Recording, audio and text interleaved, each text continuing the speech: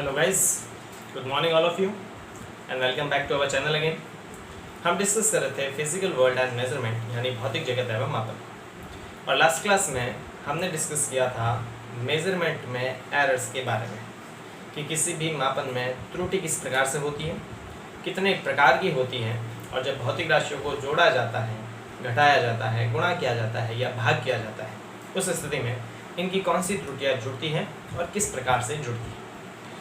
इसी क्रम में आज के इस सेशन में हम इसका लास्ट पॉइंट डिस्कस करेंगे त्रुटियों का, जिसमें हम ये देखेंगे कि अगर किसी भौतिक राशि के ऊपर घात चढ़ाई जाए तो उस स्थिति में उसमें एरर्स किस प्रकार से ऐड होती है और कौन सी एरर ऐड होती है। लेकिन उससे पहले हम एक छोटी सी डिस्क्रिप्शन डिस्कस करेंगे जो है लॉगरिथम और एक डिफरेंशिएशन के बारे में।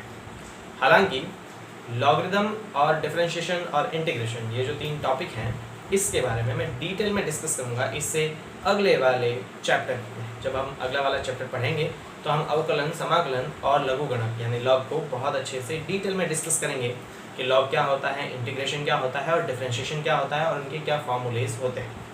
लेकिन अभी केवल और केवल हम किसी भौतिक राशि के ऊपर घात चढ़ाने पर उसमें एरर्स किस प्रकार से ऐड होती हैं उसको समझने के लिए सिर्फ और सिर्फ वही पढ़ेंगे जिसकी हमें ज़रूरत है। डिटेल में यहाँ पे मैं ना तो लॉग डिस्कस करूँगा और ना ही डिफरेंशिएशन डिस्कस करूँगा। इन दोनों को हम इससे अगले वाले चैप्टर में डिटेल में डिस्कस करेंगे। तो अभी केवल मैं उसमें जो यूज़ होने वाला मैटर है वही डिस्कस करूँगा। तो चलिए शुरू करते हैं आज का सेशन। हम बेसिकली डिस्कस कर रहे थे errors in measurement, errors in measurement, कि किसी भी मापन में त्रुटि किस प्रकार से होती है। उसमें हम भौतिक राशियों के जोड़ और बाकी भौतिक राशियों के गुणन और भौतिक राशियों के भागफल में त्रुटियां किस प्रकार से ऐड होती हैं उसके बारे में पढ़ चुके हैं। आज हम जो पढ़ेंगे इसका लास्ट पॉइंट जो है वो है एरर्स इन फिजिकल क्वांटिटीज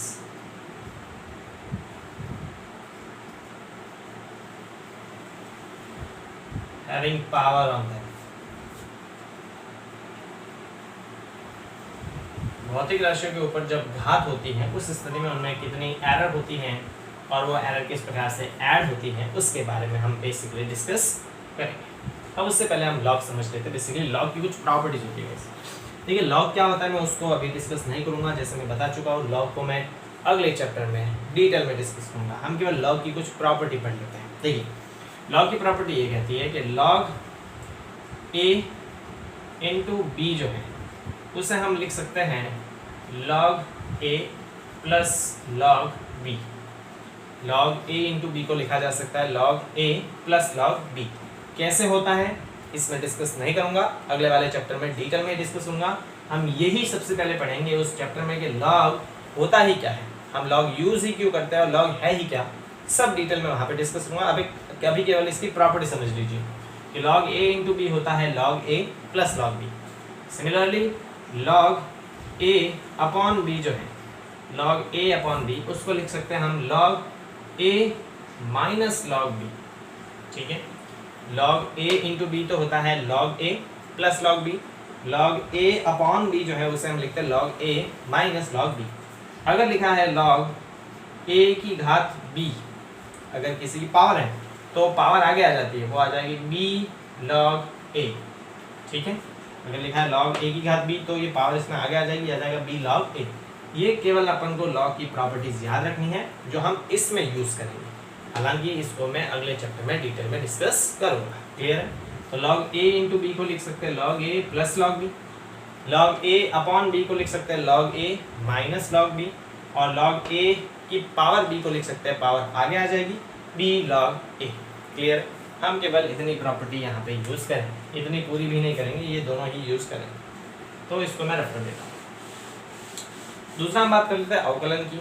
अवकलन बेसिकली क्या होता है यहाँ पे डिटेल में मैं डिस्कस नहीं करूँगा, लेकिन हम अगले वाले चैप्टर में ये पढ़ेंगे। हालांकि ये मैथमेटिकल टॉपिक होते हैं, मैथ्स में हम अवकलन के बारे में पढ़ते हैं कि अवकलन क्या होता है। समझ लीजिए अवकलन क्या होता है, अगले चैप्टर में डिटेल में डिस्कस करेंगे इसके बारे में।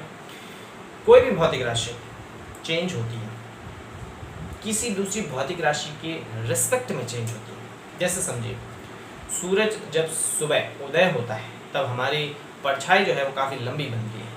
जैसे जैसे सूरज ऊपर चढ़ता है वैसे वैसे हमारी परछाई अंदर आती है, और जब सूरज टॉप पे होता है तब हमारी परछाई बिल्कुल ज़मीन के एकदम सीध में बनती है।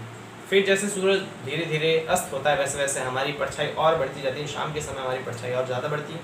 तो सूरज के चलने के रिस्पेक्ट में, सूरज के चलने के सापेक्ष हमारी परछाई में परिवर्तन होता है।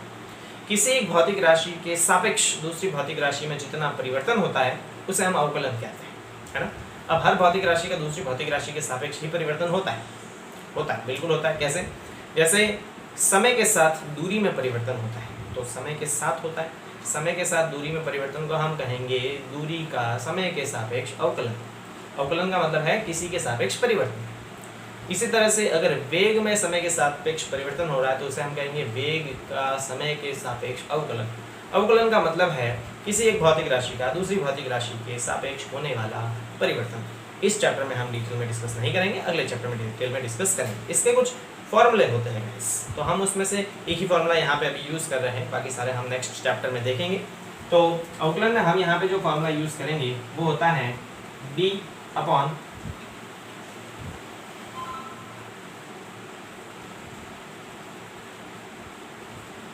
dx।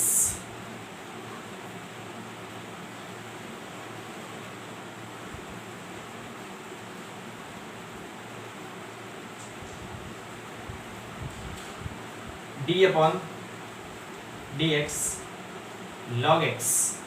अगर मान लेते हैं हम log का अवकलन करते हैं, log का अवकलन करते हैं x के सापेक्ष, तो ये आ जाएगा 1/x। क्या आ जाएगा? 1/x। क्लियर है? इसके अलावा भी log के काफ़ी सारे फॉर्मूले होते हैं, अवकलन के काफ़ी सारे फॉर्मूले होते हैं। हम उन सभी को यहाँ पे डिस्कस नहीं करेंगे, हम केवल इसी फॉर्मूले का यहाँ पे यूज़ करेंगे। क्लियर? हम इसको रफ किए देते हैं। हम बात करते हैं कि जब फिजिकल क्वांटिटीज़ के ऊपर पावर होती है तो उनकी किस तरह से जो एरर है वो ऐड होती है। मैं आपको बता चुका कि लॉग और अवकलन दोनों इससे अगले वाले चैप्टर में हम डिटेल में डिस्कस करेंगे, तो इसमें आपको ज़्यादा सोचने की आवश्यकता नहीं। जैसे मान लीजिए कोई फिजिकल क्वांटिटी दे रखी है,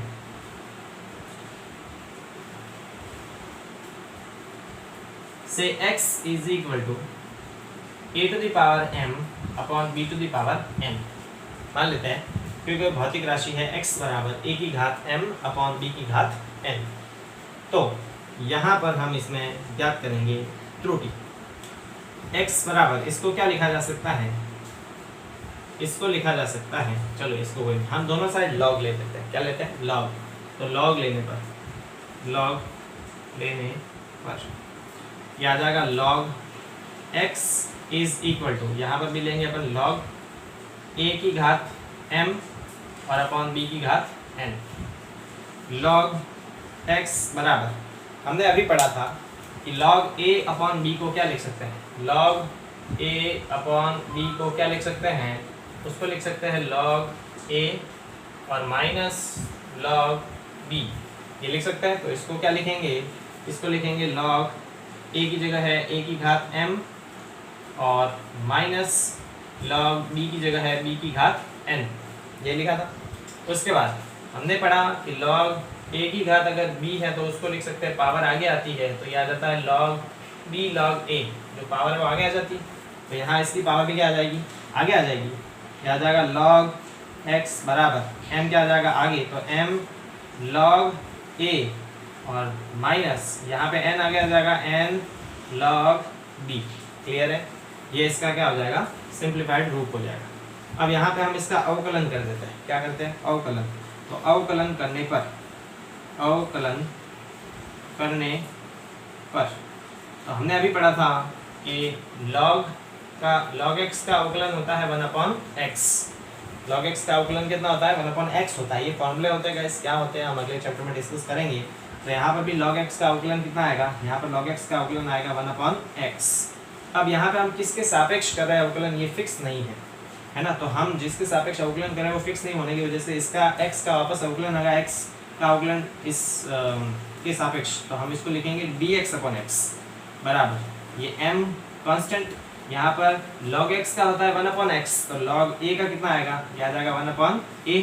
और मैंने बताया कि किसके रिस्पेक्ट में फिक्स नहीं, तो हम इसको क्या लिखेंगे, dA/a। इसी तरह से -n, और यहाँ पे log b का कितना आ जाएगा 1/b, किसके रिस्पेक्ट में, तो ये आ जाएगा dB/b। क्लियर। तो हम बेसिकली इसको क्या लिख सकते हैं, हम इसको लिख सकते हैं dx/x बराबर m dA/a minus n dB/b। अब हम इसे आपेक्षिक त्रुटि के रूप में लिखे, तो आपेक्षिक त्रुटि के रूप में हम इसको लिख लेते हैं, आपेक्षिक त्रुटि के रूप में लिखने पर तो देखिए dx लिखूँ या डेल्टा x लिखूँ सेम होता है, तो यहाँ पे आ जाएगा डेल्टा x/x बराबर m डेल्टा a/a और minus n delta b/b। Clear. अब हमने पढ़ा था कि वही किसी भी भौतिक राशि में त्रुटि जो है x, जैसे मान लेते हैं हमारे पास भौतिक राशि है a, तो इसकी आपेक्षिक त्रुटि आएगी डेल्टा a/a। तो ये डेल्टा x/x क्या है, डेल्टा x/x x में आपेक्षिक त्रुटि है, डेल्टा a/a किसमें आपेक्षिक त्रुटि a में, और डेल्टा b/b किसमें, b में। आपेक्षिक त्रुटि को हम प्लस माइनस करके लिखते थे, यहाँ प्लस माइनस करेंगे तो यहाँ भी प्लस माइनस आएगा और यहाँ पे माइनस प्लस आ जाएगा। क्लियर। मैंने बताया प्लस माइनस माइनस प्लस एक ही होता है, तो सिमिलरली हमारे पास क्या आ जाएगा, डेल्टा x/x बराबर प्लस माइनस यहाँ से कॉमन, तो ये आ जाएगा m डेल्टा a/a और प्लस n डेल्टा b/b। ये मेरे पास फाइनल इक्वेशन आ जाएगी। इस फाइनल इक्वेशन से गाइस हमें क्या पता चलता है, इस फाइनल इक्वेशन से हमें ये पता चलता है कि अगर कोई भौतिक राशि इस प्रकार से व्यक्त हो रही हो x बराबर a की घात m अपॉन b की घात n, तो इसमें आपेक्षिक त्रुटि का मान डेल्टा इस a में आपेक्षिक त्रुटि और b में आपेक्षिक त्रुटि के योग के बराबर तो है, लेकिन इसको किससे गुणा किया गया है, m और n से। मतलब a में आपेक्षिक त्रुटि को इसकी पावर से गुणा करना पड़ेगा और b में आपेक्षिक त्रुटि को इसकी पावर से गुणा करना पड़ेगा। ये इक्वेशन से हमें पता चलता है। इससे आप स्क्रीनशॉट ले लीजिए और अपने पेयर काम में कर लीजिएगा। मैं इस पे एक न्यूमेरिकल क्वेश्चन डिस्कस करता हूँ जिससे आपको ये कॉन्सेप्ट बड़े अच्छे से क्लियर हो जाए। क्लियर है। चलिए तो मैं उसको रब कर देता हूँ गाइस। आई होप आपने इसका स्क्रीनशॉट ले लिया होगा। हम लॉग के बारे में और अवकलन के बारे में अगले चैप्टर में डिटेल में डिस्कस करेंगे, तो घबराने की कोई आवश्यकता नहीं है। जब हम लॉग पढ़ेंगे, अवकलन पढ़ेंगे, समाकलन पढ़ेंगे, तो आप इन सभी से बहुत अच्छी तरह से परिचित हो जाएंगे। एक भी ऐसा टॉपिक नहीं छोड़ूंगा मैं जो आपके क्लियर ना हो या जिसमें आपको कोई डाउट रह जाए। बड़े अच्छे से सारा बिट बाय बिट धीरे धीरे अच्छी तरीके से मज़े लेते हुए सारे टॉपिक को बड़े अच्छे से पढ़ेंगे। तो don't you worry about it कि सर हमें ये ऐसी कुछ बात नहीं। मैंने यहाँ पे इसलिए ये लॉग और अवकलन को डिटेल में डिस्कस नहीं किया क्योंकि अगले चैप्टर में हम इसी के बारे में पढ़ने वाले हैं, तो हम उसको पहले डिस्कस नहीं करेंगे। जब पढ़ेंगे तो डीप में पढ़ेंगे। क्लियर। चलिए आगे देखिए, जब हमने पहला लेक्चर पढ़ा था उसी समय में आपको ये सब पढ़ाता तो आपको समझ में नहीं आता, लेकिन जब धीरे धीरे पढ़ते हैं, रेगुलर पढ़ते हैं, तो सब कुछ समझ में आता है। तो इसलिए चिंता करने की आवश्यकता नहीं। जब टॉपिक आएगा मैं बहुत अच्छे से डिटेल में वहाँ पे डिस्कस करूँगा, उसमें किसी प्रकार का कोई डाउट नहीं छोड़ूंगा। चलिए तो इसका एक एग्जाम्पल ले लेते हैं। एग्जाम्पल किस तरह से समझिए, चलिए क्वेश्चन ही ले लेते हैं एग्जाम्पल। यदि z बराबर x square upon Y cube, z बराबर x square upon Y cube, जहां x एवं y में प्रतिशत त्रुटि क्रमशः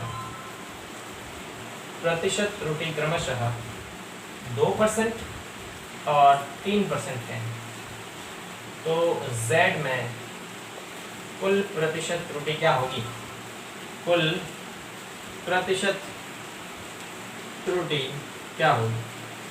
बहुत इजी क्वेश्चन। इस टाइप के एग्जाम में, कंपटीशन एग्जाम में भी काफ़ी क्वेश्चन पूछे जाते हैं। अब जब त्रुटि वाला ये टॉपिक कंप्लीट हो गया है तो मैं कंपटीशन में इसके जितने क्वेश्चंस बनते हैं, बने हैं और बनने वाले हैं, उन सभी के बारे में डिस्कस करूँगा। चलिए क्वेश्चन ये है गाइस कि अगर हमारे पास कोई फिजिकल क्वांटिटी दे रखी है z, जो दे रखा है x square upon Y cube, इस इक्वेशन से ये फॉर्मूला दिया है। ठीक है, जहाँ x और y में प्रतिशत त्रुटि दे रखी है, x में प्रतिशत त्रुटि है 2% की और y में परसेंटेज त्रुटि है 3% की, तो z में कितनी परसेंटेज त्रुटि आएगी, ये हमें फाइंड आउट करना है। तो सॉल्यूशन देखते हैं इसका। हमने अभी पढ़ा कि जब भी भौतिक राशि के ऊपर घात लगी होती है तो इनकी आपेक्षिक त्रुटियां जुड़ती है और उस आपेक्षिक त्रुटि को इनकी घात से गुणा किया जाता है ना।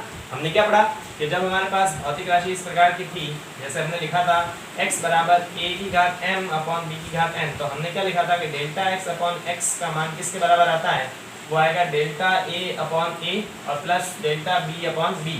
लेकिन इसको हम किससे गुणा करते थे, m से, और इसको किससे गुणा करते थे, n से।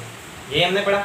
तो यहाँ पर भी हम क्या जानते हैं कि z में आपेक्षिक त्रुटि का मान डेल्टा z अपॉन z का मान x में आपेक्षिक त्रुटि और प्लस y में आपेक्षिक त्रुटि डेल्टा y अपॉन y के योग के बराबर तो आएगा, प्लस इस आपेक्षिक त्रुटि को हम इनकी घात से गुणा करेंगे, यानी x delta x upon x को तो किससे गुणा करेंगे, 2 से, और डेल्टा y अपॉन y को किससे गुणा करेंगे, 3 से। क्लियर है। तो हम क्या देखते हैं, डेल्टा x अपॉन x बराबर आ जाएगा 2 डेल्टा z अपॉन z बराबर 2 delta x upon x plus 3 delta y upon y। अब ये तो आपेक्षिक त्रुटि है गाइस, क्या है, आपेक्षिक त्रुटि। हमें क्या ज्ञात कर दे रखी है, x और y में प्रतिशत त्रुटि। प्रतिशत त्रुटि कैसे ज्ञात होती है, आपेक्षिक त्रुटि को 100 से क्या कर देते हैं, गुणा। तो ये आपेक्षिक त्रुटि प्रतिशत त्रुटि निकालने के लिए इसको 100 से गुणा कर देंगे, तो सभी को 100 से गुणा कर देते हैं। तो ये आ जाएगा delta z upon z into 100%। तो इसको भी हम पूरे को 100 से गुणा करेंगे, तो ये आ जाएगा 2 delta x upon x plus 3 delta y upon y। इस पूरे को भी हमने किससे गुणा कर दिया, 100% से गुणा कर दिया। क्लियर है। तो बराबर आ जाएगा 2, इस 100 को इससे भी गुणा करेंगे, तो ये आ जाएगा delta x upon x into 100% ये, और plus 3 delta y upon y into 100% ये। ठीक है। अब देखिए, ये delta x upon x into 100% ये पूरा जो है उसे हम x में प्रतिशत त्रुटि कहते हैं, क्योंकि ये x में आपेक्षिक त्रुटि है। इसको 100 से गुणा करेंगे तो ये x में प्रतिशत त्रुटि है, और x में प्रतिशत त्रुटि कितनी दे रखी है, 2। मतलब इस पूरे की जगह हम कितने प्रतिशत रख सकते हैं, 2। तो ये आ जाएगा 2 और इंटू ऑलरेडी ये कितना आ जाएगा, 2% प्लस 3। ये पूरा किसमें है, y में प्रतिशत त्रुटि। y में प्रतिशत त्रुटि कितनी दे रखी है, 3। तो इंटू ये आ जाएगा 3%। तो 2 को 2 से गुणा किया 4% और 3 को 3 से 9%।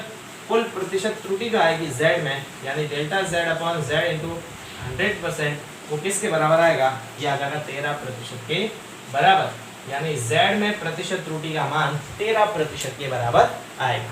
क्लियर है गाइस। तो आप इसका स्क्रीनशॉट ले लीजिए और अपने पेयर काम में कर लीजिए। चलिए, तो उसको रफ के देता हूँ। एक क्वेश्चन में आपको एज एन असाइनमेंट दे देता हूँ, तो आप उसका सॉल्यूशन कर दीजिएगा। इसी तरह का क्वेश्चन देता हूँ मैं, ठीक है। चलिए,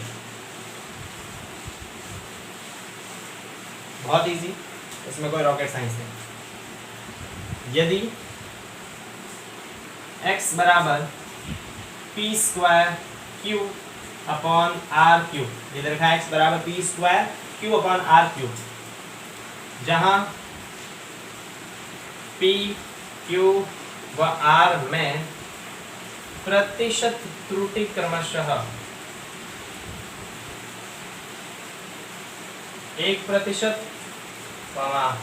3%, 2% हो, तो x में कुल प्रतिशत त्रुटि क्या होगी। इसी तरह का क्वेश्चन है गाइस। मैंने क्या बताया, x दे रखा है P square Q upon R Q, तो x में अपेक्षित त्रुटि का मान, p में अपेक्षित त्रुटि, q में अपेक्षित त्रुटि और r में अपेक्षित त्रुटि के योग के बराबर होगा। और उन सभी को किससे गुणा करना पड़ेगा, उनकी घातों से। तो p की अपेक्षित त्रुटि को 2 से गुणा करेंगे, q की अपेक्षित त्रुटि को 1 से, और r की अपेक्षित त्रुटि को 3 से। इन सभी में प्रतिशत त्रुटि दे रखी है, हमें x में प्रतिशत त्रुटि ज्ञात करनी है। तो अपन ने अभी जैसा क्वेश्चन किया था, एज इट इज ये क्वेश्चन उसी तरह का है। इससे अगले वाले वीडियो लेक्चर में हम इसी टॉपिक पे और कुछ न्यूमेरिकल क्वेश्चन डिस्कस करेंगे और चैप्टर में बचे कुछ पार्ट को भी डिस्कस करेंगे। तो मिलते हैं गाइस अगले वीडियो में नए टॉपिक के साथ। Thank you so much.